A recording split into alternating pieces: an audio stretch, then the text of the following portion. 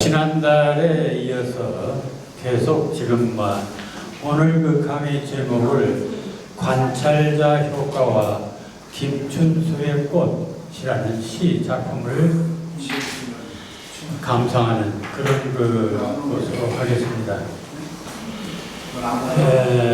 좀 당혹스럽다. 양자역학이니 관찰자 효과니 이런 얘기가 너무 생소하다. 근데 이거 하나는 분명히 좀 하고 넘어가고 싶습니다. 시를 쓰는 사람들이 시인들의 생각이나 사고나 태도는 뭐냐? 남들이 한 소리 그대로 하는 것은 시인이 아닙니다. 남들의 생각을 그대로 답습하는 것도 역시 시적 태도가 아닙니다. 시는 계속 창조하는 것이고 시는 계속 변하는 것이고 그런 것이고 끊임없이 창조해 가는 것이 시정신이고 시인의 자세입니다. 그런 점에서 우리가 기존의 사상, 기존의 인습적인 것 그런 생각 가지고 시를 쓴다면 그것은 이 양자 물리학 그 학자들이 이런 얘기를 해요. 당신이 만일 과거의 경험을 기준으로 해서 인생을 산다면 계속 과거를 사는 것이다. 영원히 미래를 살 수 없고 앞으로 나가지 못합니다. 그러니까 앞으로 나가기 위해서는 새로운 모험이 우리들에게는 필요하죠. 그게 시정신입니다. 그게 시를 쓰는 이유예요. 그러니까 여러분들이 작품을 쓰면서 남들 쓴 거 흉내내려고 하지 마세요. 그것은 시정신이 아닙니다. 자, 이런 점을 생각하면서 그러면은 양자역학이라는 게 과학인데 시가 과학하고 어떻게 정맥이 된다는 얘기냐? 이제 그런 문제죠. 정맥, 한번 모험을 해볼 필요가 있습니다. 그러니까 앞으로 왜 모험을 할 필요가 있는지를 계속 강의를 통해서 이해가 될 것입니다. 자, 오늘 얘기는 1998년 양자물리학 분야에서 최고의 고민을 자랑하는 이스라엘 와이즈만 과학원에서는 이중 슬릿 실험을 다시 실시했다. 이 양자역학으로 들어가는 결정적인 실험이 이중 슬릿 실험입니다.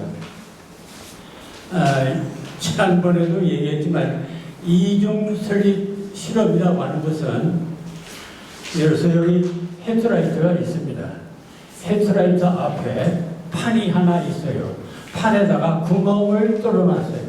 2개. 그게 이중 슬릿입니다. 구멍 2개를 뚫어놨어요. 그래서 여기 헤드라이트를 비춰요. 비추면 그 구멍을 통해서 빛이 나가겠죠. 그럼 그 뒤에 또 벽이 있겠죠. 그럼 그 벽에 그 빛이 어떻게 그림자로 나타날까? 자, 여기 구멍이 2개예요. 그럼 벽에 그림자도 2개로 나타나는 게 당연하죠. 그렇지 않습니까? 여기서 2구멍에다가 한 빛을 쏘았으니까 당연히 그 뒤 배경에는 2구멍의 그림자로 나타나겠죠. 그게 정상입니다. 왜? 빛은 직선으로 가는 것이니까. 또 빛은 지금까지 입자라 했습니다. 알갱이요. 그러니까 야구공을 던지는데 구멍 뚫고 야구공이 그럼 한 곳으로 가지 다른 곳으로 갈 수가 있습니까? 그러니까 입자라면 한 곳으로 갈 수밖에 없어요. 그러니까 구멍이 2개야. 그러니까 2구멍으로 야구공이 갈 것이고 빛도 2구멍으로 가는 거예요. 그러니까 그림자도 2개로 나타날 수밖에 없는 거예요. 그게 당연한 상식입니다. 그것이 지금까지 우리들의 사고방식이고 지금까지의 물리학입니다. 그것을 우리는 고전 물리학이라고 얘기를 합니다. 그건 당연한 일이에요. 그런데 아니 헤드라이트를 켜놓고 내가 고개를 돌리고 딴 데 관심을 돌리고 그리고 거기다가 필름을 갖다 놨어요. 그러더라도 빛이 쏘였으니까 구멍 2개로 그 그림자가 2개만 있어야 할 것 아닙니까? 그런데 그렇게 하고 필름을 봤더니 그림자가 2개가 아니라 여러 개로 나타났어요. 이게 무슨 짓이냐 이게. 그렇지 않습니까? 당연히 2개로 나타나야 할 빛 그림자가 어떻게 여러 개의 그림자로 나타날 수 있는가? 아니 이것은 우리가 한 게 아니라 과학자들이 물리학자들이 실험을 한 거예요. 실험을 해보니까 그렇더라는 것입니다. 자, 여기서 중대한 문제를 발견하게 된 것입니다. 아니, 우리가 지금까지 빛이라고 하면은 직선으로 쭉 가는 것이고, 그렇지 않습니까? 당연히 구멍에 뚫린 구멍만큼 그림자도 나타나는 것이 당연한 거예요. 그것이 우리들 지금까지의 사고방식이고 그게 당연한 진리이기도 합니다. 그런데 실험을 해보니까 그게 아니더라.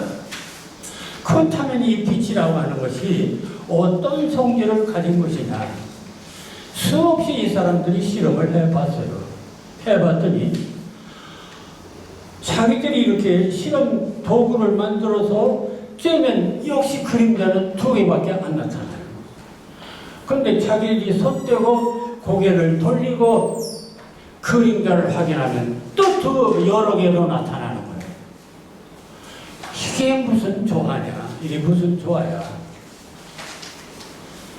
여기서 결론이 나오게 되는 것입니다. 아, 지금까지 우리는 빛이라고 하는 것이 직선인 줄 알았는데, 그리고 입자라고 하는 걸로 알갱이인 줄 알았는데, 과거에 그렇게 알았어요.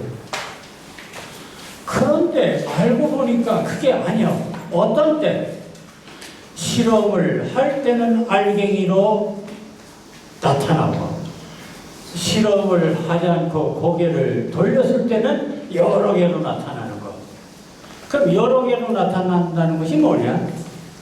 그게 바로 간섭, 빛의 간섭문에 빛이 이렇게 마치 파동처럼 이렇게 줄무늬가 여러 개 줄무늬가 나타나서 그놈이 엉켜가지고 몇 개의 그림자로 나타났더라.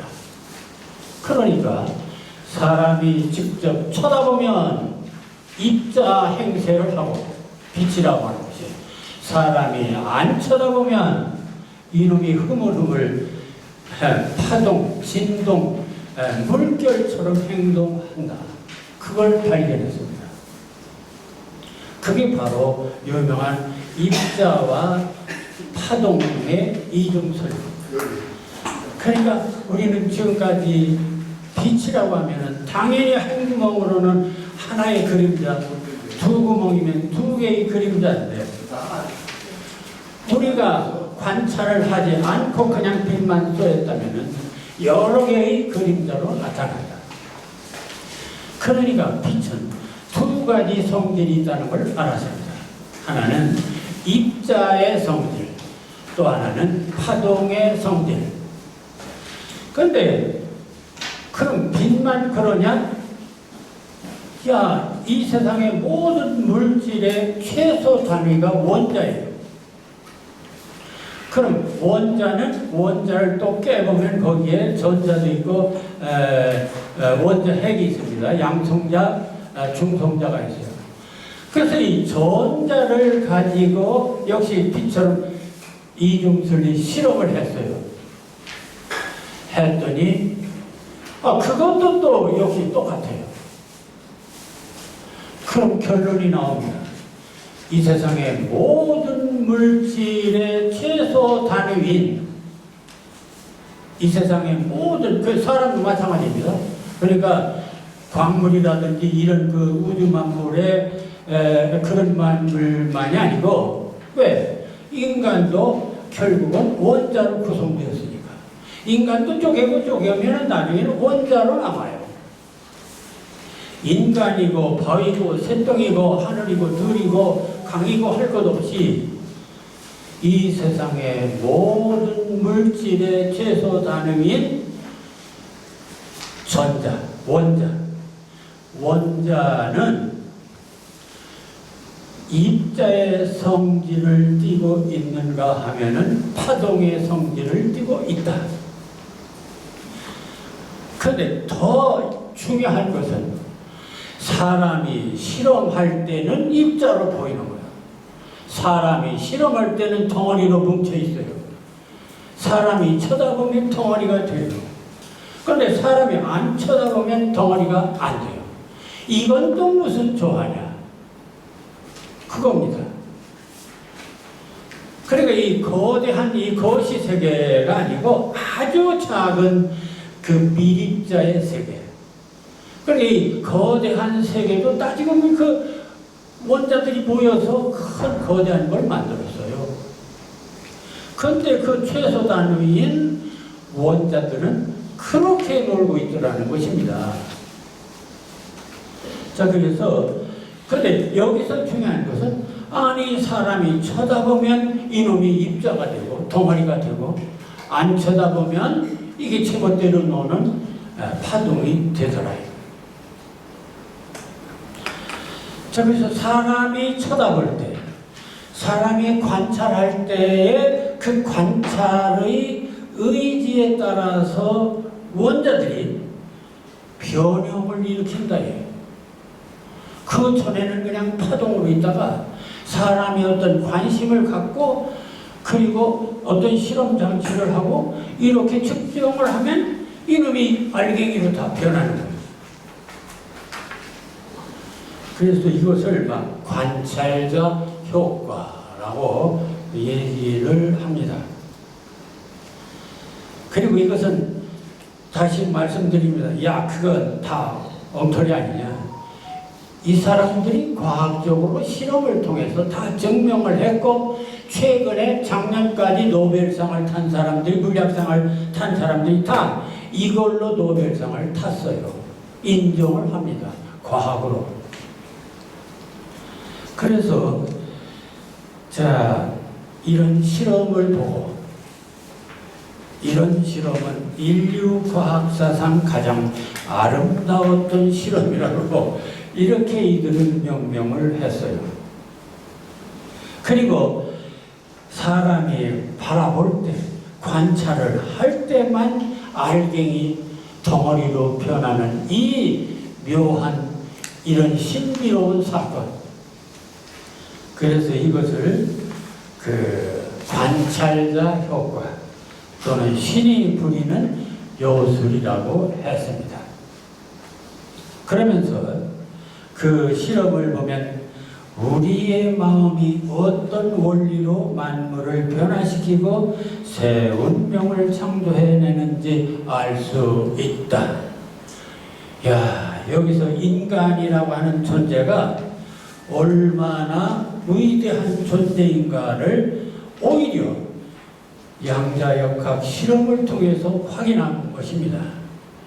우리가 쳐다보지 않고 실험하지 않고 관찰하지 않으면요, 이 우주는 그냥 허물허물 그냥 파동이에요.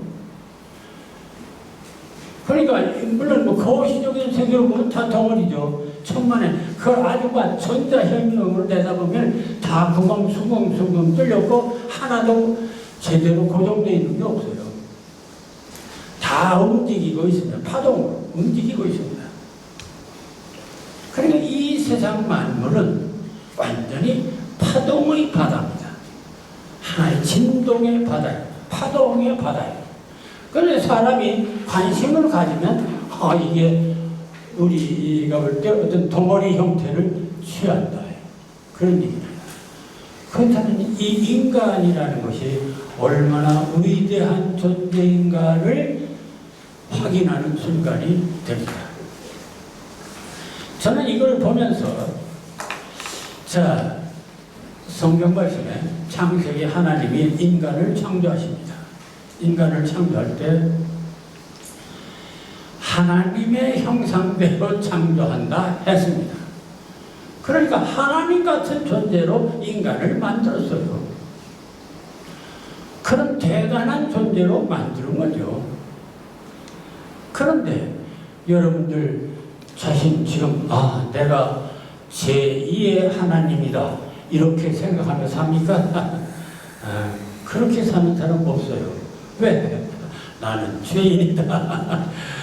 이 세상에 확실하고 힘있고 뭔 건 물질이고 그리고 이데올로기고 사상이고 뭐 이런 게 대단하고 나 같은 존재는 아주 미천한 존재라고 생각했어요.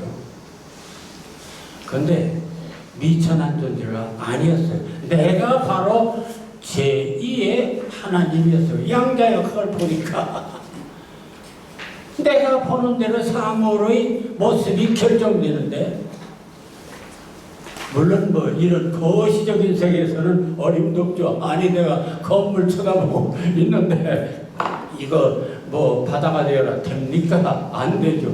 거시적인 세계에서는 안 되는데 쪼개고 밑바닥에서는 그게 되더라 이겁니다.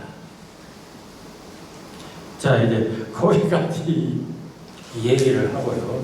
그래서 다시 말하면은 그렇다면 모든 만물은 관찰자인 인간의 생각이나 상상에 의해서 그 사물의 형태가 결정된다는 말인데, 이것이 사실이라면 이는 지금까지 사물인식 즉 조물주가 만물을 창조했고 모든 만물은 이미 고정되어 있는 것이란 고전역학의 사고를 양자세계에서는 완전히 뒤집는 사건이 된다. 이는 바로 만물을 창조하는 주체가 관찰자인 인간이라는 세계 인식 그 일대 혁명이 되기 때문입니다. 자, 그래서 이 관찰자인 인간의 창조성을 보충 설명하는 실험으로 슈레딩거의 고양이 실험을 또 했어요. 상자 속에 고양이를 넣고 독약을 넣었어요. 그럼 고양이는 그 독약을 먹고 죽을 수도 있고 살 수도 있어요. 그런데 그것을 뚜껑을 열어보기 전까지는 그런 가능성이 돼. 죽을 수도 있고 살 수도 있다. 이게 파동의 성질이라는 것입니다. 이 세상에 있는 모든 물질들은 죽을 수도 있고 이것이 될 수도 있고 저것이 될 수도 있고, 인간이 확인한 다음에 확정되는 거예요. 이것도 결국은 그 관찰자 효과를 뒷받침하는 말이기도 합니다. 자, 이처럼 인간의 생각이나 상상이 가해질 때 파동으로 에너지로만 존재하던 양자들이 입자인 덩어리로 만들어진 관찰자 효과를 보고 그동안 자연과학이 아닌 정신의학, 소위 대체의학이나 상담심리 등 정신이나 마음의 세계를 연구하는 정신과학 분야에서도 활기를 띠게 되었다.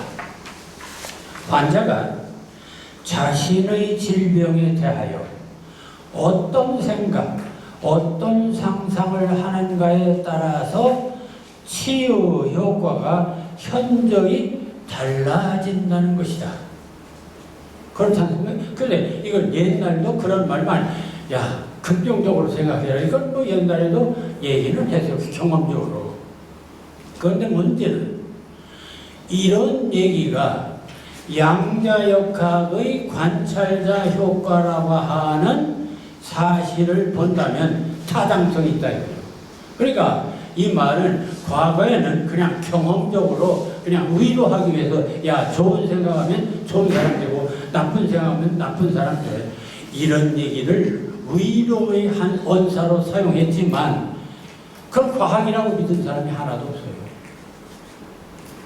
그런데 양자역학을 통해서 관찰자 효과가 사실이라면 이건 과학이다. 과학적으로 입증될 수가 있다 하는 얘기입니다.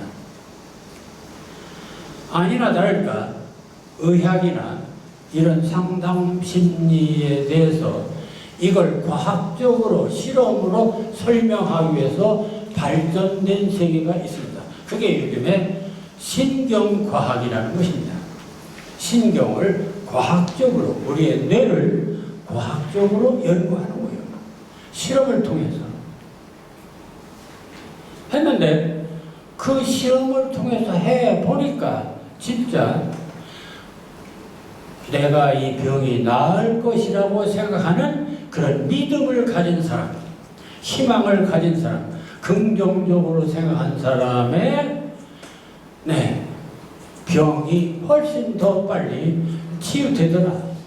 근데 그 치유되는 건 그냥 되는 게 아니라 실제 그 안에 인간의 뇌파라든지 혈액이라든지 이런 걸 검사해 보니까 그 작용이 그대로 나타나더라고요. 자, 그러니까 이 신경과학을 통해서 이것이 그냥 헛소리가 아니고 과학이라고 하는 것도 지금 되어가고 있습니다. 그러니까 이제 주로 그것은 이제 의학적인 얘기고 대체의학, 정신의학이 있고, 그 다음에 또 이제 가장 그 재미를 보고 있는 부분이 상담심리입니다. 상담심리학. 그래서 상담심리도 내가 성공할 거야 하는 확신, 믿음, 기대를 가진 사람들이 훨씬 성공률이 높습니다. 옛날도 그랬어요. 그런데 이것도 과학적으로 지금은 증명한다. 그러니까 신경과학에서 그것을 실험을 통해서 밝혀내고 있다라는 얘기입니다.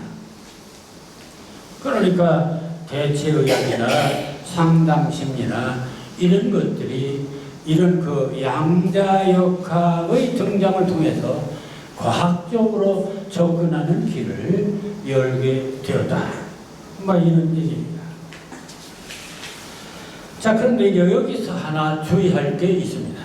한편 사태가 이렇게 이르자 그동안 신을 부정하고 영적인 세계를 부정하던 무신론자들은 역시 사물의 창조자는 하나님이 아니라 인간이라고 성급하게 단정하고 나섰다. 그러니까 요즘요 무신론자들이 더 많아졌습니다. 그러니까 어설프게 양자역학을 알아가지고 야 정말 신이 없다. 인간이 하나님이다. 인간이 신이다. 이렇게 우쭐댈 수가 있습니다. 인간이 관찰하기 전에는 파동이란 그 미확정의 확률적인 가능성만으로 있었던 것을 인간이 관찰하는 순간 어떤 입자의 존재로 탄생하기 때문이다. 그래서 요즘 종교가 상당히 위축된 모습이기도 하다. 이런 과학적 논리들 때문에. 그리고 종교가 있더라도 이런 종교들이 많습니다. 기독교의 그 경우 종교는 인정하되 신은 인정하지 않는다. 이겁니다. 그러니까 신 없는 종교.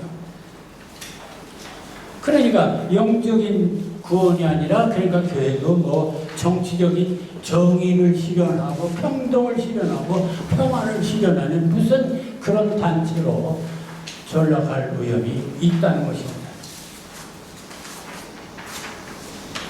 자, 그러나 저는 이렇게 말하고 싶습니다.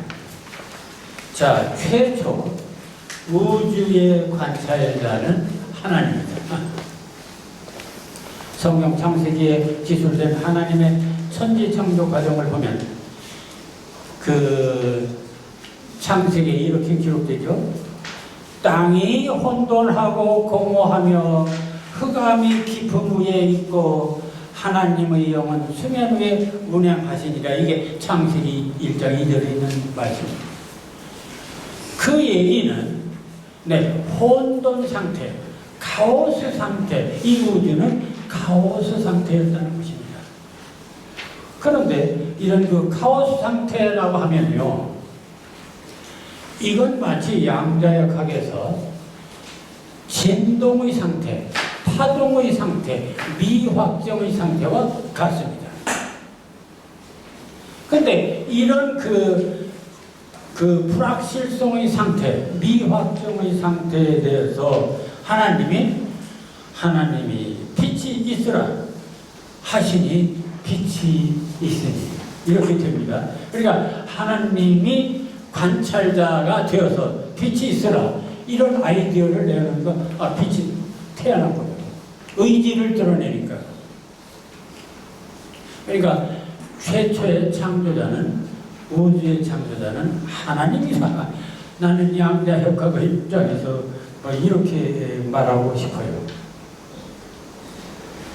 즉 하나님의 만물 창조에 대한 생각, 관심, 상상을 보이자 즉시 빛이라는 입자와 만물들이 탄생한 것이다. 그리고는 또 이러한 하나님의 창조력을 닮은 인간을 창조해 주셨기에 인간은 제2의 창조자가 될 수 있다는 얘기지, 제1의 창조자는 엄연히 하나님이다. 저는 그렇게 보는 것입니다. 자, 그런데 여기까지 이제 그러니까 하나님이 최초의 창조자요, 인간은 모든 만물의 창조력을 가진 제2의 하나님이라 했습니다. 그런데 이런 창조적 행위는 일찍이 시학에서도 시행해 온 것이다. 바로 여기에 오늘 강의의 핵심이 있습니다.